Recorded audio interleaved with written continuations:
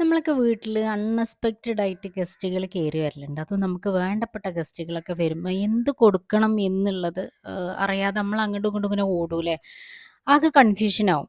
അപ്പോൾ അതിന് വേണ്ടിയിട്ട് അങ്ങനെയുള്ള ഗസ്റ്റുകൾ വരുമ്പം പെട്ടെന്ന് നമുക്ക് ഉണ്ടാക്കി കൊടുക്കാൻ പറ്റിയ ഒരു പലഹാരമാണ് ഞാൻ ഇന്ന് കാണിക്കാൻ പോകുന്നത് കേട്ടോ.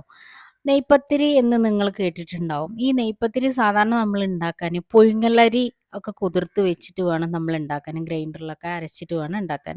അപ്പം അതൊന്നും ഇല്ലാതെ ഈസി ആയിട്ട് നെയ്പത്തിരി പെട്ടെന്ന് തയ്യാറാക്കാനുള്ള ഒരു റെസിപ്പിയാണ് ഞാൻ ഇന്ന് കാണിക്കാൻ പോകുന്നത്.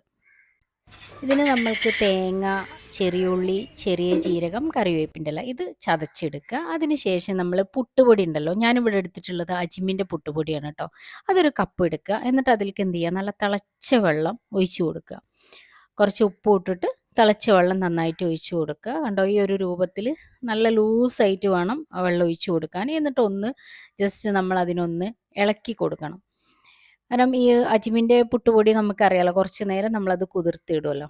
അപ്പോൾ ഇതിൽ നമ്മൾ പുഴുങ്ങലരിക്ക് പകരമാണ് നമ്മളൊരു തരി തരി കിട്ടാൻ വേണ്ടിയിട്ടാണ് ഈ ഒരു അജ്മിൻ്റെ പുട്ടുപൊടി ചേർത്തിട്ടുള്ളത് കേട്ടോ.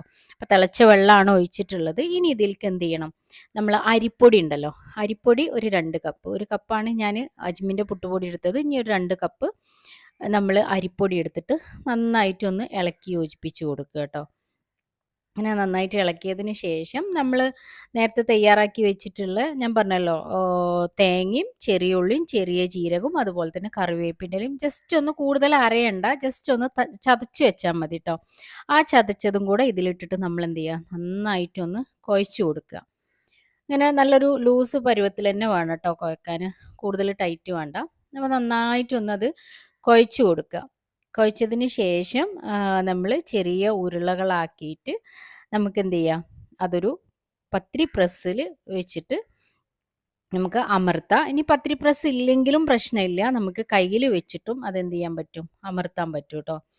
ഇങ്ങനെ ചെയ്തിട്ട് നമ്മൾ എന്ത് ചെയ്യണം, എണ്ണ വെച്ച് കഴിഞ്ഞു. എണ്ണ വെച്ചിട്ട് വെളിച്ചെണ്ണയിലോ ഓയിലിലോ അതൊക്കെ നിങ്ങളെ ഓപ്ഷനാണ്, ഏതാണെങ്കിലും നിങ്ങളെ കയ്യിൽ ഏതാണോ ഉള്ളത് അത് ചെയ്യാം. വെളിച്ചെണ്ണ തിളച്ച് വരുമ്പോൾ നമുക്ക് എന്ത് ചെയ്യുക, അതിലേക്ക് ഈ ഒരു പരത്തിയിട്ടുള്ള ഈ ഒരു പത്തിരി ഇട്ട് കൊടുക്കുക കേട്ടോ. അപ്പോൾ നിങ്ങളുടെ അടുത്ത് അതിൻ്റെ ഇടയിൽ ഒരു കാര്യം പറയാനുള്ളത്, ഇനിയും എൻ്റെ ഈ ഒരു ചാനൽ സബ്സ്ക്രൈബ് ചെയ്യാത്ത ആളുകളുണ്ടെങ്കിൽ സബ്സ്ക്രൈബ് ചെയ്യുക, അതുപോലെ തന്നെ ഷെയർ ചെയ്യുക. ആ ബെല്ലൈക്കണും കൂടെ ഒന്ന് അമർത്തി കഴിഞ്ഞാൽ എൻ്റെ പുതിയ വീഡിയോസുകളും കാര്യങ്ങളും കിട്ടും. അതുപോലെ തന്നെ നിങ്ങളെ കമൻറ്റും കാര്യങ്ങളൊക്കെ അറിയിക്കുക കേട്ടോ. അപ്പോൾ നമ്മൾ എണ്ണ ചൂടായി കഴിഞ്ഞു. അതിലേക്ക് ഞാൻ പത്തിരി നമ്മൾ പരത്തി വെച്ചിട്ടുള്ള നെയ്പ്പത്തിൽ ഇട്ട് കഴിഞ്ഞു. നല്ല ചൂടാവുമ്പോൾ വേണം ഇടാൻ കേട്ടോ, അല്ലെങ്കിൽ എണ്ണ കുടിക്കും. നമ്മളിപ്പോൾ ഈ ഒരു അജ്മിൻ്റെ പുട്ടുപൊടി ചേർത്തല്ലോ, അത് ചേർക്കുമ്പോൾ നമുക്ക് എണ്ണ കൂടുതൽ കുടിക്കൂല അതിൽ. ചിലതിലൊക്കെ ഭയങ്കരമായിട്ട് എണ്ണ, നമ്മൾ പച്ചരി അരിപ്പൊടി മാത്രം ചെയ്യുമ്പോൾ എണ്ണ നന്നായിട്ട് കുടിക്കണം കാണാം. പക്ഷേ ഇങ്ങനെ ചെയ്യുമ്പോൾ, ഞാൻ ചെയ്യുമ്പോൾ എനിക്ക് എണ്ണ വല്ലാതെ കുടിക്കലില്ല. അപ്പോൾ അതാ ഇതിങ്ങനെ പൊന്തി വരൽ തുടങ്ങിയിട്ടുണ്ട്. അപ്പോൾ നമ്മൾ എന്ത് ചെയ്യുക, അതിനൊന്ന് മറിച്ചിട്ട് കൊടുക്കുക കേട്ടോ. അപ്പോൾ ഇതിൽ സ്പേസ് ഉണ്ട്, അപ്പോൾ നമുക്ക് വേണമെങ്കിൽ എന്ത് ചെയ്യുക, 3 എണ്ണമൊക്കെ ഇട്ട് പൊരിക്കാൻ പറ്റും. കണ്ടല്ലോ, അപ്പോൾ നമ്മൾ നെയ്പ്പത്തിരി റെഡി ആയി കഴിഞ്ഞിട്ടുണ്ട്. ഇനി ഇതിലേക്ക് ഞാൻ ഇന്നലെ കാണിച്ചിട്ടുണ്ടായിരുന്നു നല്ല ചിക്കൻ കറി കേട്ടോ. ചിക്കൻ കറിയും പോവും, അതുപോലെ തന്നെ നല്ല ബീഫ് വരട്ടിയതൊക്കെ കൂട്ടിയിട്ട് നല്ല ടേസ്റ്റാണ് കേട്ടോ നെയ്പ്പത്തിരി. അപ്പോൾ ഗസ്റ്റുകൾ വന്നിട്ടുണ്ടെന്നുണ്ടെങ്കിൽ ആർക്കും നിങ്ങൾക്ക് കൊടുക്കാൻ പറ്റിയ നല്ലൊരു പലഹാരമാണ് ഈ ഒരു നെയ്പ്പത്തിരി. അപ്പോൾ എല്ലാവരും ഇത് ട്രൈ ചെയ്ത് നോക്കുക.